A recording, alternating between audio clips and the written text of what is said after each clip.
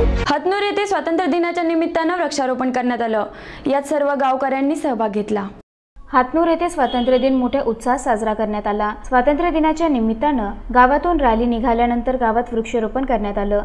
यावेळी सरपंच कारभारी गवळी, उपसरपंच कैलास अकोलकर, गंगाधर मोहित, जनार्दन काळे, संभाजी अकोलकर, भाऊसाहेब परांडे, विलास काळे, आत्माराम परांडे, संतोष करवंदे, रघुनाथ गायकवाड, राजेंद्र पवार आणि गावकऱ्यांची मोठ्या संख्येने उपस्थिती होती।